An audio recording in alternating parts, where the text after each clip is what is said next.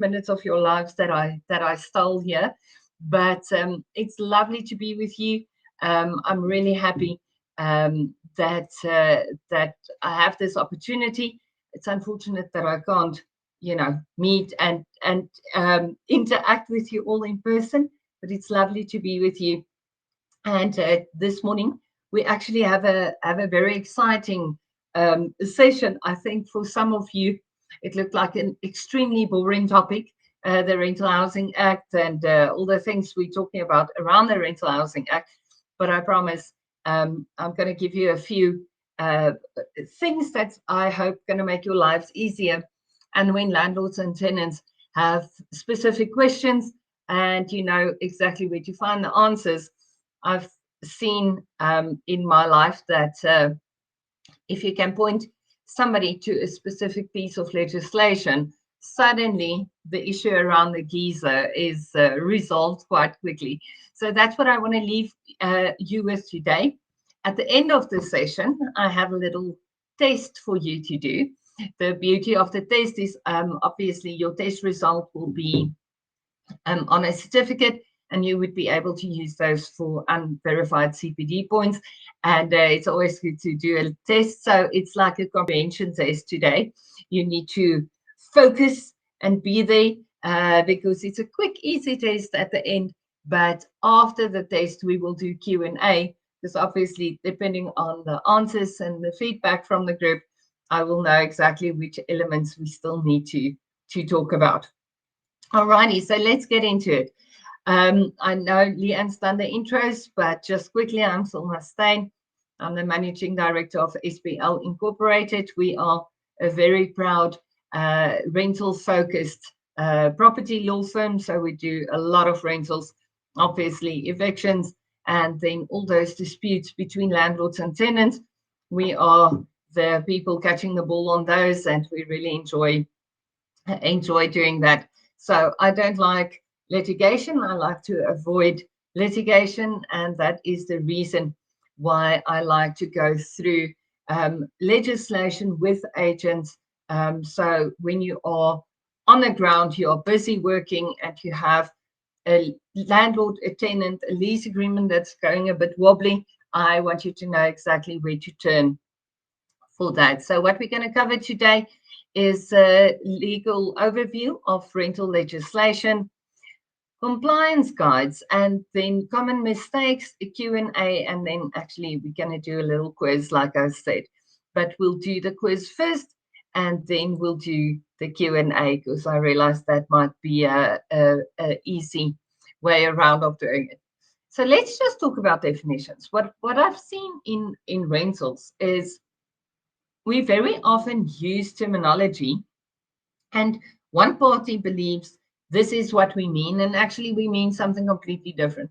When I talk about an eviction, for instance, I mean a legal court-ordered eviction. When I talk about eviction, I will never mean a lockout or something weird or something like that. What I mean when I say eviction is a proper legal eviction. Now, what we've seen lately in the industry, and it's the first time I'm obviously doing training for your group, but what I've seen in general in the industry, when it comes to properly vetted tenants, so formal rental agreement, so you have your property practitioner that's in the transaction, you're doing proper vetting, you're managing the relationship actively. What we see on those rentals is a very low number of evictions. It's really not a lot. So in general, we look at about 6% of sticky non-paying tenants. But when it comes to those things, it's usually landlords that manage their own properties that didn't do the vetting like an agent should, that doesn't do the follow-up and the constant checking in with the parties as a good property practitioner will. So those are the kind of properties where you end up really with a non-paying sticky tenant, and we have to do evictions on them.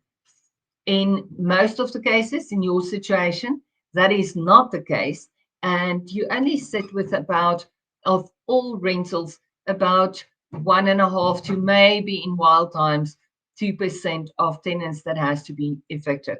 And I'm openly bragging about this one. What we are seeing is the groups that we are working journey with, and we are supporting them with their leases, their trainings, these kind of things. And when there's an issue, we quickly on it. Eventually, there's no evictions in those spaces, and we catch those things before it becomes an actual problem. So I start with eviction because I know that's an important one. Then the Rental Housing Tribunal. I know that's a swear word in our space, but the tribunal does have quite a few important functions that they do fulfill. And the Rental Housing Tribunal is obviously a statutory body that's created in terms of the Rental Housing Act. And that is where we go for disputes around rental agreements and non-payment of deposits, non-refunds of deposits. I mean, and these kind of things, important to know. The Rental Housing Tribunal does not have jurisdiction to grant an eviction order, even under the new draft of the Rental Housing Amendment Act, which hasn't been enacted and won't be enacted soon. That piece of legislation still does not give the Rental Housing Tribunal jurisdiction to grant eviction orders. And then an unfair practice is obviously where a landlord or a tenant does not act in accordance with the Rental Housing Act or the unfair practice regulations.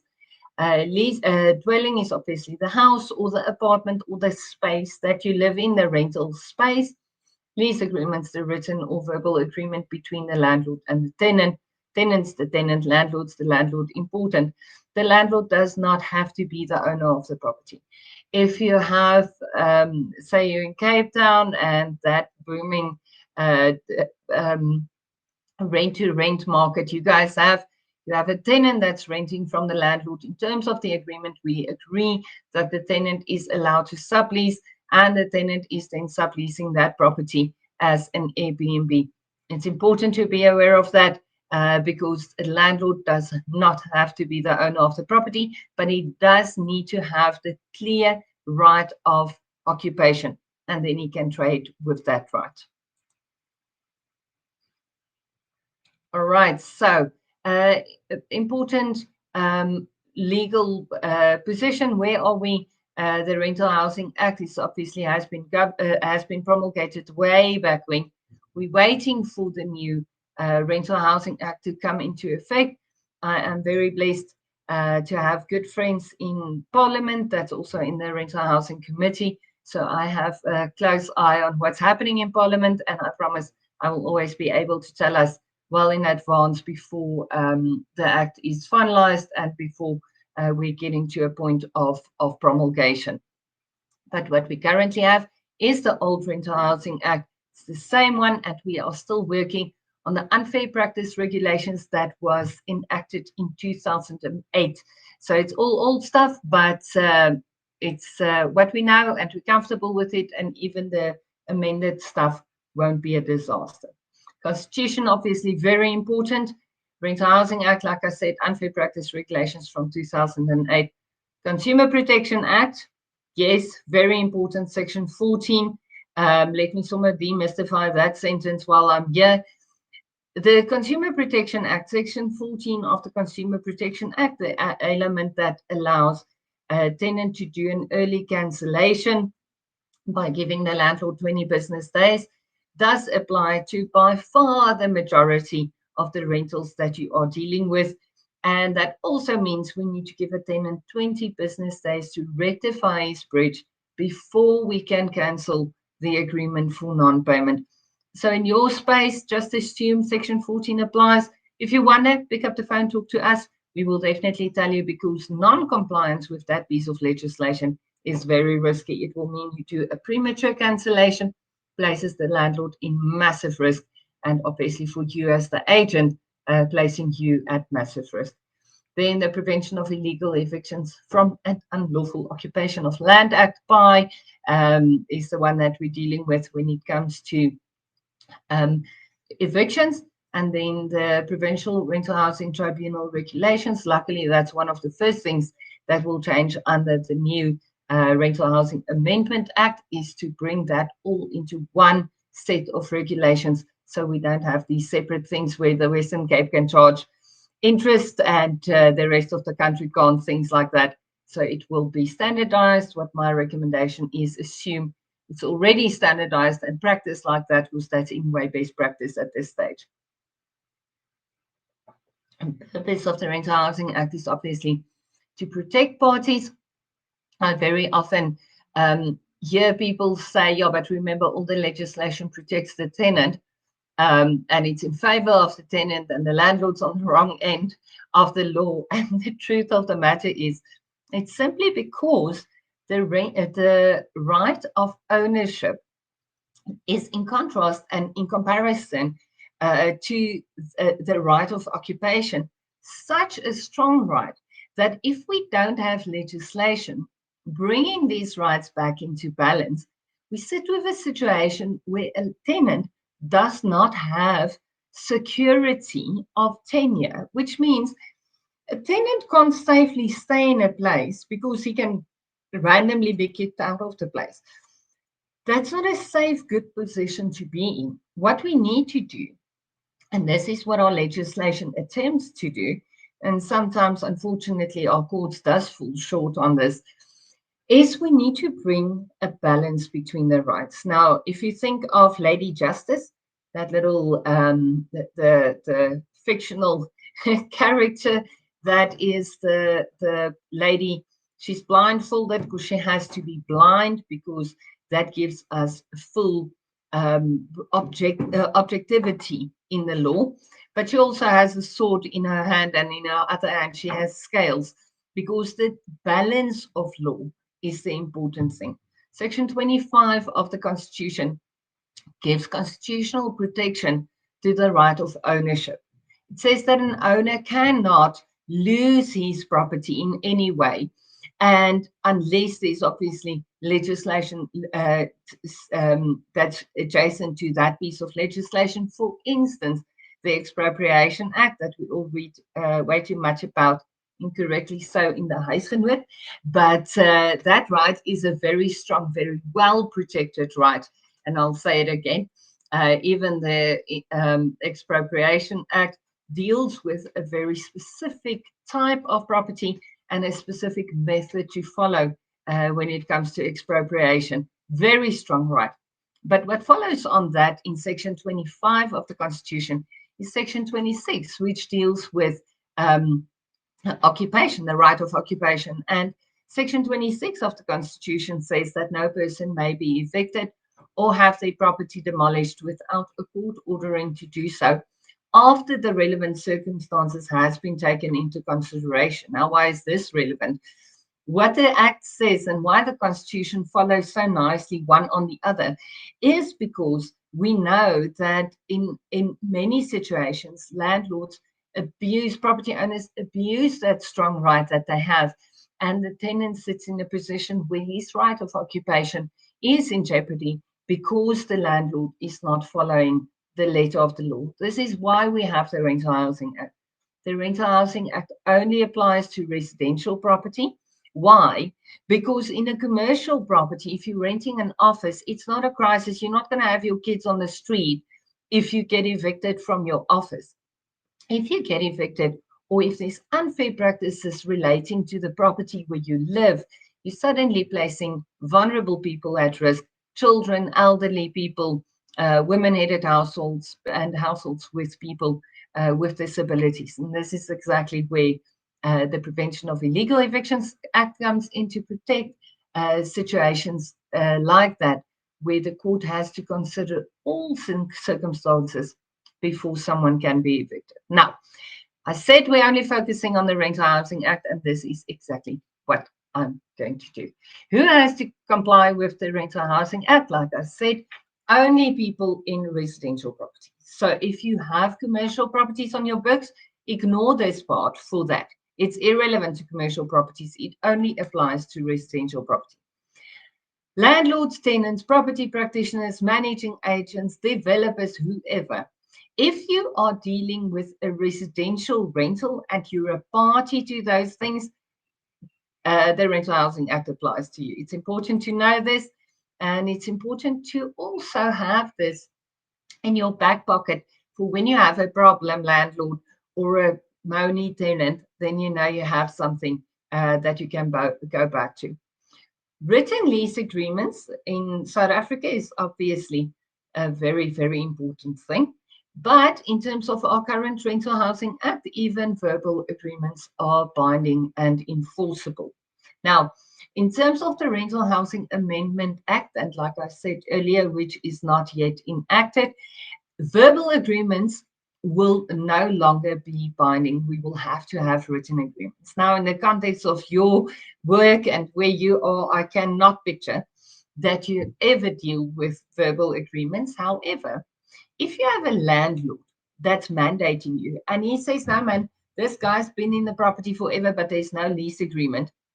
He's been here on a verbal agreement for 12 years now. There is an agreement. There is a very validly enforceable agreement, and we need to cancel that right of occupation legally before we can conclude new agreements. So remember, for now, for the timing, if it changes, I promise I'm the first one that's going to tell you about it, or you're going to hear about it quite quickly through the property professional, whatever you'll know. But for the time being, verbal lease agreements are very much enforceable. Parties must disclose their full personal contact details. Now, I'm going to stop here quickly just to touch on Papaya, the Protection of Personal Information Act. My favorite thing in the world is, since that piece of legislation was enacted, I hear the funniest things. Tenants that says you can't do credit checks on them because they're protected by POPI and stuff like that. I've seen the most bizarre things. People will say, you know what, you can't issue summons against me because you need to use my ID number and my home address, and that's protected by POPI. And I'm like, yes. And when you go to hospital because you have a, sprained ankle and suddenly they need to do an ultrasound, those same people are the first ones to give their whole life story. ID numbers, full names, addresses, next of kin contact details, income, nobody cares. But when it comes to something where they feel their personal information can place them at risk if they're not doing what they should be doing, suddenly they are POPI experts. Guys, in terms of POPI, it's so important. Personal information collected for the conclusion of an agreement or the potential conclusion of a transaction must be collected. There's no such thing that POPI protects you from never even saying your name. It's the most bizarre thing. POPI ended up being this blanket, I will never tell you who I am, but you need to contract with me thing, which is really bizarre. So it's so important to keep that in mind. Full information, and this is in terms of the Rental Housing Act, must be provided for the conclusion of an agreement. Also, full information to place the agent or the landlord in a position to do full vetting on a tenant. Probably it does not throw in a blanket there to protect someone from not being vetted. Then your contract must be, sorry, I just want to, there's a sound issue. So your contract must be very clear on what the parties agree to, and nothing in that agreement may constitute an unfair provision or an unfair practice. I have seen contracts where people try and contract around laws that they don't like. So they say something like, Section 14 of the CPA will not apply to this agreement because the landlord doesn't want to give the tenant the right to do an early cancellation.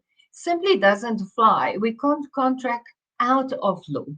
There are elements where we can contract around law. For instance, how must the deposit be paid? Things like that. You can contract around specific elements. For instance, your exit inspection, which has to be done in terms of the Rental Housing Act prior to the end of the lease agreement. It's impractical, but now we're not contracting out of law. We are contracting practically around the provisions of the law, incorporating the law playing within the rules, but defining exactly what that looks like for both parties. Interesting, in terms of the Act, we do not need to give tenant invoices, but you need to give written receipts of the rent that has been paid. Remember, the Act was done pretty early, drafted in the early days of internet banking and EFTs. So the Act was drafted with cash in mind. So keep that in mind. That's why sometimes it looks a little funny. But remember, there were days where we actually went to the bank with like a deposit slip and cash. It was wild. But that's the days when this Act was came into play. In terms of the simple rules, rent must be paid on a monthly basis, monthly in advance, unless the parties agree otherwise. Now, I want to pause quickly on this one. I want to talk about annual rental payments. Very important. Like I said, and I already sound like a stuck record, but bear with me. Section 14 of the CPA does give the tenant the right to cancel the agreement with 20 business days notice to the landlord, provided that everything's been paid up to date. If it isn't, he has to pay in full before the end of that notice period. And he will then only be liable for a reasonable cancellation penalty. Now, why am I on about this when it comes to annual rental payment? I have seen this too many times to not touch on it. If you have a full annual rental payment agreement, so the agreement's for 12 months, the tenant says, I'm going to pay in advance. And now, month 4, the tenant's life changed. He decided that he's not going to stay in Kuruman anymore. He is now moving to George because it feels more fun to be there. So he's packing up and he's going to move. He doesn't have any valid reason. It's not a work-related issue. It's nothing funny. He just wants to move. In terms of Section 14 of the CPA, he's allowed to. He doesn't even have to make up something about black mold or what. He can just say, okay, cool. Here's your month's notice. I am moving. The problem is, if the landlord already got his full year's rent, and he went out, he bought pretty things, he redid whatever, his own house or whatever, now he doesn't have that money. And the landlord's only entitled to withhold a reasonable cancellation penalty. Fair, in the context of this example I just used, that reasonable cancellation penalty could be pretty high because the landlord had the security of a full year's rent, and it could mean that he will have to withhold 2 months' rent or whatever. But he also has a deposit. And what I usually recommend for you as the agent with a management mandate who's getting rental paid annually upfront, please keep that money in your trust account safely and pay the landlord on a monthly basis. Trust your landlord's going to have a panic attack when you tell him you're going to do that.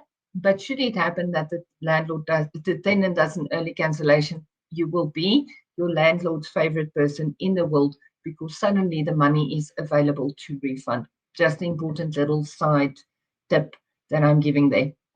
So on top of that, if there's a rental increase, so this is one of the things I like to draft into into lease agreements to allow for a situation where you have municipal rates or taxes increasing, you have a levy increase, things like that. I do like to write into lease agreements to make a provision and allowance for a situation where the landlord has to increase the rental mid-term. Remember, a rental increase at the end of a term. So you have a 12-month lease agreement. In terms of Section 14 of the CPA, 40 to 80 business days prior to the impending termination of that agreement, the landlord has to notify the tenant of any material changes. That will include a reasonable increase or the increase that the parties agreed to at the conclusion of the agreement. Now, here's the issue. If there's a levy increase or municipal rates increase, or a funny municipal charge that you've never had and now suddenly you need to pay for that. A landlord is entitled to increasing the rental midterm because a landlord is entitled to maintain his return on investment. The reason why, friends, we make money in the rental industry, why we get paid to do what we do to deliver this service, is landlords are chasing their ROIs. And to be quite frank, which I usually am, so I think you'll get used to me on my frankness, our job is not to protect the tenant solely. Our job is to ensure that we have a thriving, healthy rental market. We will not have a thriving rental market if we always try and protect the tenant's pocket. We need to protect the landlord's pocket because we need to protect the landlord's return on investment. Otherwise, he's anyway going to spend all his money just in gold bars that he's going to save under his bed. So let's keep landlords in a position to maintain their return on investment. So we keep them in the industry, and we also help with our housing crisis by having enough properties that can be rented.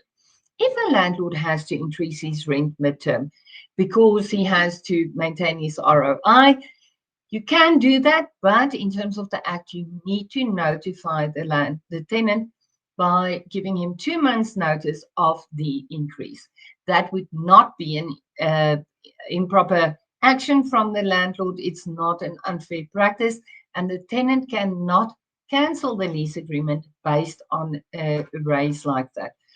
Obviously, not in terms of the Rental Housing Act, but in terms of the Consumer Protection Act. If he simply can't afford it or whatever, or he's just over it, he is allowed to still then enforce that early cancellation penalty, but then the early cancellation penalty will obviously cater for the higher rent. So it's a interesting, nice little thing that's important to know. And then you're not allowed to charge penalties. Now, if I have seen the most bizarre things in my life, but what I've seen is instead of charging a penalty, sometimes property practitioners flip it around, or landlords flip it around, and they say your rent will be X. Unless you pay early, then it will be less. It's still a penalty, it's still an unfair penalty, and it's still an unfair practice. You're not allowed to charge that. The only thing that you can charge on late payments is 24%, 2% per month to a maximum of 24% per annum. And that is interest in terms of the Interest Act, and nothing other than that may be charged. Obviously, deposits must be handled in a very specific way. Now, I'm going to give you something you're going to love. I hope you love it. I know you're going to love it. So I'm obviously sharing all the slides with you. You guys are more than welcome to print this slide out, go wild, give it to your landlords, give it to your tenants. This is a very simple summary of how the deposit should be used. Now, luckily, SBL's colors has always been shades of orange, and that's why I love a classic traffic light thing, red, green, yellow. There we go, and we know what's going on. So obviously your deposit, most important thing is the inspection. Without an inspection, and you can look at my my nose, my dead, this is not going to happen. It's a red robot. We're not moving past that, is the inspections. If you don't do a proper full incoming inspection with both parties present, you as the property practitioner mandated on behalf of the landlord can obviously act on behalf of the landlord, and your presence is as good as having the landlord present, but the tenant must be present, and this inspection must be done as soon as the parties move in, or at least as soon as the tenant takes occupation. Remember, occupation doesn't mean moving in with beds and stuff. Occupation means you have the keys. It's the legal term there is delivery by the longhand. So you give something to show that the person is now in occupation. So the moment the tenant has the keys and has access to the property, he is in occupation, and inspection must happen before that. Please, guys, when you do your rentals, which typically happens, your occupations are typically on the first of the month or the first weekend of the month. My recommendation, again, I don't know your group yet, and I don't know exactly what your ways of doing things are, but my recommendation is always to really consider using an external inspector. Why I say that is on the first Saturday of the month, if you have 20 people taking occupation, you're not going to have the time to do your inspection calmly and properly. And it's the peeling, sealing paint that's going to cause you to end up sitting in the tribunal for 5 days where you don't get heard for 4 of the 5 days, and eventually you spend another 5 hours in the tribunal the last day just to hear, well, you don't have photos of that particular part of the ceiling, and the whole thing falls apart anyway. Inspections, inspections, inspections. Proper, slow, boring, really meticulous inspection is what we need. If you don't want to use an external inspector, not a crisis, but that means you need to go through the property, make a proper list of everything, the good and the bad.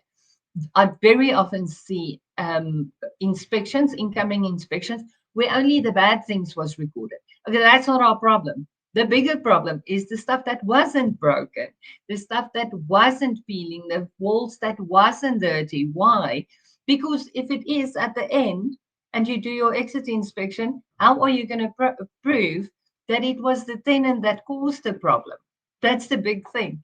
So if you do an inspection if you do a pre-inspection by yourself prior to the entry inspection, very important to record the good, the bad, and the ugly, but especially the good, please, guys. It's really, really important. Once that inspection is done and the tenant is in occupation, typically by that time you already have your deposit, then the tenant's obligation to maintain and look after the property happens throughout the lease term. I've seen these weird fallacies in the industry where there's a pre-exit inspection. Now, a pre-exit inspection is not a thing. It shouldn't be a thing. It wastes time, energy, money, and a lot of emotions, because a pre-exit inspection would be something where the agent and the tenant goes through the property and you say, this wasn't broken, now it is. What? And you give the tenant an opportunity to rectify that. That's not what the Act says. What the Act says is where there's damage to the property during the tenancy, and the tenant is responsible to rectify and repair those things on the go. If something breaks or gets damaged and it was a landlord responsibility to fix, it's the tenant's obligation to notify the landlord of that issue and ensure that it gets fixed. Now, what happens is very often there's an inspection then before the inspection. Now, suddenly the tenant has to rush because he has to pay for moving costs, the whole thing. And now he's doing the cheapest knockoff job that you've seen in your life. At least for 2 days, when you do your proper exit inspection, it looks okay. But it's the landlord that's now suffering. What does the Act actually say? The Act says nothing about midterm, pre-exit, nothing inspections. It doesn't happen. The Act only says that prior to the impending termination date, which I now said, let's negotiate around that, let's contract around that, and let's say we do the inspection as soon as the tenant has all his items out of the property. Why? Because then you can see what's going on. It's easy, because it's easy to hide a cracked wall behind a chair. If there's no chairs, you can't hide cracked walls. That was very simple. You didn't need legal training for that. But very important is, once you now do the exit inspection, make sure the tenant is present, make sure you have your incoming inspection document with you, and you need to record all the defects. What does the Act say now? The Act says the landlord has the decision to choose who and how he's going to use and what he's going to use to rectify those defects. The Act says the landlord only has to provide the tenant with receipts of the work that was done. Nothing about 3 quotes. I don't know where that comes from. I think somewhere somebody was in the insurance industry and then got with rentals, because the act doesn't say that. The act, in fact, excludes the tenant completely from repairs towards the end of the lease agreement. If there's defects to the property, the landlord has the sole discretion to fix that. He's obviously going to use a better quality paint. He's obviously not going to do a quick, plug and leave project to fix something. He's going to do it proper. Why? It's his property. Why is the tenant going to do a shoddy job? Because he's on his way out. That's why the act says this. And the landlord's only required to provide the tenant with receipts. Then you deduct that from the deposit, and whatever's left over is refunded. Now, when it must be refunded is all on this chart. If there was no entry or proper exit inspection done, it has to be refunded in 7 days. Why? Because there's nothing to talk about. Like, even if there was massive defects, say the tenant moved in, everything was fine. There was actually 5 proper walls, 4 walls coming into some of the other thing, and now there's an entire room broken down. It's obvious. Even if that's the case, even if it's obvious damage by the tenant, if there wasn't an incoming inspection done properly, you can't claim anything, and refund has to happen in 7 days. If there's no damage, then you also need to refund in 7 days. If there was damage to the property, you did a proper incoming inspection, proper exit inspection, that refund has to happen 14 days, within 14 days from restoration of the property. So say it's a small thing, it takes 2 days to fix. After the tenant moved out, 14 days after the thing was fixed, you need to refund. If it's a big thing, if we have to do a new carpet and we have to wait for the carpet to be imported, well, sorry, Mr. Tenant, you're going to wait for that defect to be remedied, and 14 days, within 14 days from that, you will receive your money. Deposits obviously creates the biggest fights in these relationships, which is why we have a nice little robot flowchart to make your lives a little easier on this. All right, now, this looks much, but it's easy. In every situation in my life, when an agent sees me, anything from training to while I'm doing stationery shopping for my kids for the new school year, if I see an agent, the question I always get is, Silna, can't we just get a list of what's the tenant's responsibilities, what's the landlord's responsibilities? And in all the years I've been doing this, I can clearly hear the want is a list of items for the landlord and a list of items for the tenant. Now, somewhere somebody got sort of close to it and started saying the structure is for the landlord and the outside for the landlord, inside for the tenant, stuff like that. I thought about this thing and I realized, but wait. The Unfair Practice Regulations and the Rental Housing Act is actually quite clear on this. But it means we just need to do a little bit of mental gymnastics, not even much, like it's mental gymnastic light. It's like, what does everybody do these days, the older people? Tai Chi. So it's like mental Tai Chi. It's not even like impactful mental, endurance racing. What we say is fair wear and tear. Wear and tear. Stuff gets older, stuff breaks because it's older, things like that. Paint wears off, whether it's on the ceiling or inside of the kitchen, doesn't matter. If it's the outside roofs of the tile or if it is paint on the rail of the stairs going up outside into the house or the railing of the stairs inside the house, if it's fading because of wear and tear, it is the landlord's responsibility. All wear and tear, fair wear and tear, is the landlord's responsibility, regardless of what it is. Then damage, intentional or negligent, is the tenant's obligation. Now, I always say I find it quite interesting because when you read the unfair practice regulations, it's so clear because the Act refers to exactly the same thing. The Act says if it's, let's use a stove because the Act actually uses a stove in both scenarios. Let's use a stove, and I'll come back to a geyser just for funsies. Um, a stove in everybody's minds feels like a landlord responsibility because this thing is part of the house, it's landlord. The Act says if the stove is old and the front plate dies and he's not working anymore because it's old and it's not functioning properly, then the landlord is responsible to rectify or repair or replace that thing.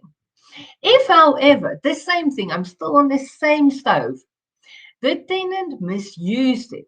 So I've seen this so many times, shame, especially on these flat plates where you don't have a proper plate. So you can't, if it's not on, you won't know it's a plate.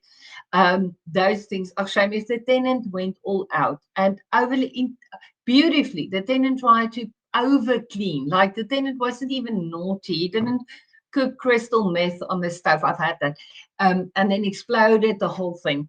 That wasn't even what happened. The poor tenant was bona fide. He tried to scrub the stove clean, and now the thing broke completely. It's the same stove.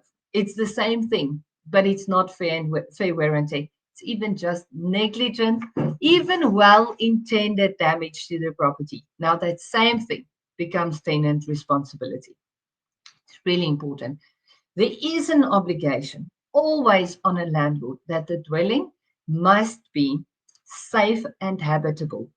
So a landlord that says, you know what, the tenant's been there now for 5 years, I hear the, electric wiring is hanging out of the roof, but it's fine, it's the tenant responsibility. No, Mr. Landlord, it's your responsibility.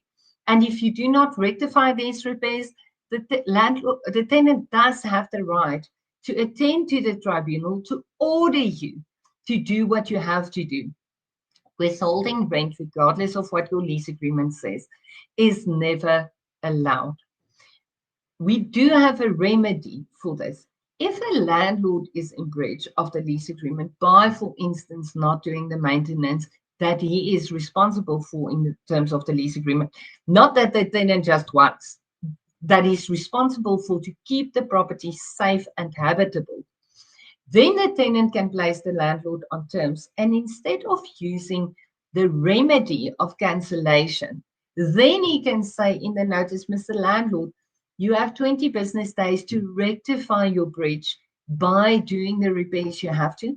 If you don't, I am going to withhold my performance. So I'm going to withhold rent until you perform. None of the, I'm going to use the rent to fix the thing, unless your lease agreement says that. None of the, I am not going to pay until you fix it.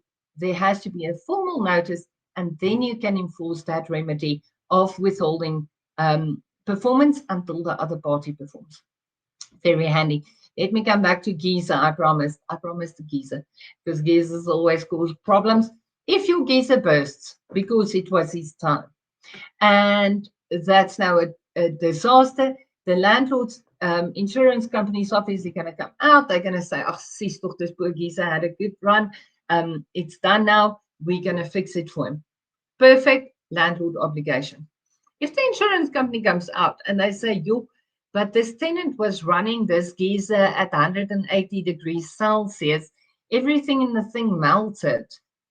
This geyser wasn't supposed to run like this. The insurance company is going to say, I'm not going to pay. And obviously, the tenant misused the thing. And in that case, the same thing, the tenant or the landlord could be responsible for. The only question is it fair wear and tear, or is it intentional or negligent damage to the item? All right. Tenant obligations. Did I click that thing now, or am I skipping 2 slides for you? Okay. So tenant's responsibility is obviously everything in terms of the lease agreement, but specifically must maintain the property in a clean and proper state. Even just in terms of the Act, even if the lease agreement says nothing about it, the tenant is responsible to maintain and replace things like plugs, like globes, like fittings, these kind of things. That washer, by the way, that tenants are always moaning about because now the tap is dripping, tip, tip, tip. That washer that he's replacing, in terms of law, is his obligation. It's not the landlord's obligation, because small things like a globe that goes out, things like that, it's not seen as fair wear and tear, because that's suddenly consumables. So we need to distinguish between consumables that dies by fair wear and tear and by usage, because by definition, I mean, the word consumable, it's getting consumed, like a washer, like a globe, like plugs, things like that. That is tenant responsibility 100%. The parties can agree otherwise. Say, for instance, the landlord has very specific globes or whatever, then the parties can agree otherwise. But in general, maintaining the property, looking after the property, this also includes the garden, is obviously the tenant's responsibility. If the tenant chucks down, he cooked a lovely leg of lamb and now there's too much fat in there, and he hoists that down the drain, even though that's a drain issue, which very often could be landlord obligation. Now it's tenant obligation, and the tenant will have to start by, doing the hot water thing. When he loses focus then and he starts shoving a hanger down the drain and he rips the whole pipe apart, sorry, Mr. Tenant, it's your obligation now to repair the entire part of the plumbing that you ruined. Okay, I think I almost overdid my explanation of that one, but I hope I hope it helps. Okay, what is an unfair practice? Anything where either one of the parties does not comply with the act. So yes, non-payment of rent, not doing maintenance, not maintaining the garden, whatever, is an unfair practice and can be investigated by the tribunal. The one thing about the tribunal that I find quite handy is the tribunal does have jurisdiction to grant urgent spoliation orders. So spoliation is when a party is deprived of possession, even if the possession was illegal. So even if you've already cancelled the lease agreement and the tenant remains in occupation, you change the locks or whatever to try and get the tenant out, you disconnect utility supply, what. The tenant is allowed to go to the tribunal on an urgent basis. And here the tribunal does have the jurisdiction to grant a spoliation order, ordering the landlord to place the tenant back in possession. At the same time, a landlord can go to the tribunal for non-payment of rent. I love that. I don't know why landlords doesn't do it more often. As SBL, we do offer a service where we support landlords and property practitioners to institute claims in the tribunal, because to claim your arrear rental in the tribunal while you're doing your eviction in the High Court or whatever, it's so nice because it's cheap, it's quick, it's really a simple process, and it's really cheap. And your tribunal order carries the same weight as a magistrate court order. So if you get that order and the tenant still doesn't pay the rent, or doesn't pay the arrear rental, or doesn't pay for what you had to fix in the property, and you have the tribunal order, you can issue a warrant of execution through the magistrate court, and you still send the sheriff as you would in a normal court order. So that's a handy thing that we actually use the tribunal for. Evictions, just said. No illegal evictions, no creative ways of getting around it. I've heard it all, I've seen it all. Not all, I'm lying. Every time I say things like that, I see something wilder and more exciting. An eviction that's not done in compliance with Section 26 of the Constitution, so an eviction that doesn't have a court ordering the eviction, isn't legal. Like I said, tribunal doesn't have the right to grant this order, has to be done through a court. Really not that complex and difficult, honestly. SBL does more evictions than anything else. So we've seen a lot of evictions. You can imagine 18 years of doing pretty much in a big part exclusively rentals and evictions. You see a lot. And evictions are actually quick. effective. If you know what you're doing, it's a simple thing to do. So there's no reason for a landlord to delay a legal eviction process because he's scared of fees or scared it's taking too long. If done correctly, it's an easy, simple thing. It's like if you with the right doctor, even a scary thing could be quite simple. So it's just doing it right and doing it quickly is the most important thing. Then the tribunal, I've already dealt with that. I do that. I'm allergic to slides, so I very often cover my slides without having it yet. Why it's important is you have a Fidelity Fund certificate or you're practicing under the Fidelity Fund certificate of another property practitioner. You have a regulatory body that's looking after your professional conduct in the industry. You want to be the best and go-to rental agency in the country, and compliance matters so much because the non-compliant guys get things done quickly and a little, shortcut, but that doesn't build a sustainable, good, strong, reliable brand. So why do you want to comply? Because A, you don't want to pay fines, also don't want to go to jail. Let's be fair, we're all too pretty for jail, and nobody really looks good in orange. So I've seen people look gorgeous in orange, but you don't want to go to jail. You don't want to waste time in the tribunal. You want to make sure you just do what you do with absolute excellence and without running into unnecessary problems.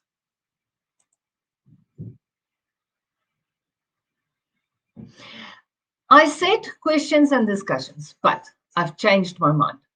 Like I said, what I'm going to do, sorry, I just want to say I have a assistant here.